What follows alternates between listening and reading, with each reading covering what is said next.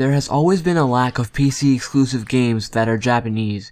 This is probably because consoles, smartphones, tablets, and handhelds have always been the focus for most Japanese developers, as that is what gaming in Japan is mostly about. However, there are a few of them out there, one of which is a game called Mitsurugi Kamui Hikae. Developed by Zenith Blue, Mitsurugi Kamui Hikae is a hack-and-slash title that is fast-paced, repetitive, and has an underwhelming short story.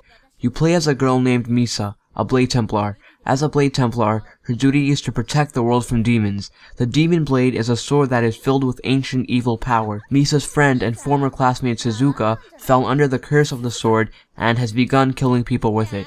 Your job is to hunt her down and destroy the sword. That's it. The story is simple and straightforward. There are no plot twists or compelling moments. If you are a fan of anime or manga, it will definitely seem cliché and generic. The highlight of MKH is the gameplay. It feels somewhat like Bayonetta, Devil May Cry, Metal Gear Rising: Revengeance, and Ninja Gaiden. The game is broken up into stages. Each stage consists of 5 waves. Throughout these waves, you'll have to fight a ton of enemies. At the end of each stage, you'll be greeted with a boss fight. This is where the game can begin to feel stale and tedious, as this formula has been used countless times in many games before. The entire game takes place in a closed-off arena. It may look slightly different in each stage, but it's fundamentally the same throughout. There are no side missions, quests, puzzles, or free roaming. It's just wave after wave of enemies until you get to each boss. This makes the game feel very limited and basic. Slicing your way through enemies can be fun and satisfying. However, the combat is not very complex, as you are given mostly basic attacks that many other hack-and-slash games also use. The game's HUD is made up of 2 separate bars. The green bar represents your health and the blue bar is your katana gauge, which lets you use some special attacks. Killing enemies will earn you orbs. Green orbs will replenish your health, while red orbs increase your SP. You can then use the SP you've earned to upgrade your attacks. However, even though you can upgrade your attacks, it's not enough to keep the game from feeling repetitive. Thankfully, there is controller support, as playing a fast-paced fighting game like this with a mouse and keyboard can be awkward. Button mashing your way through enemies will usually be sufficient to get from one wave to the next. However, this will not work for boss fights. If you play the game on any difficulty above easy, you will find the boss fights challenging.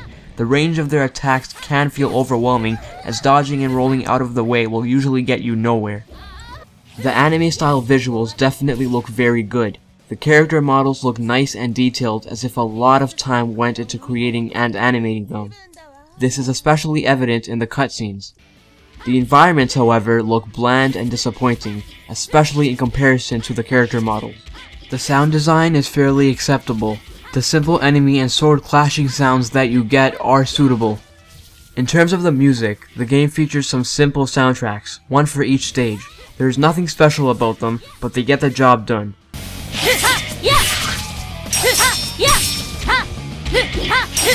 The voice acting is decent too. There isn't much of it, but the Japanese does sound clear and natural.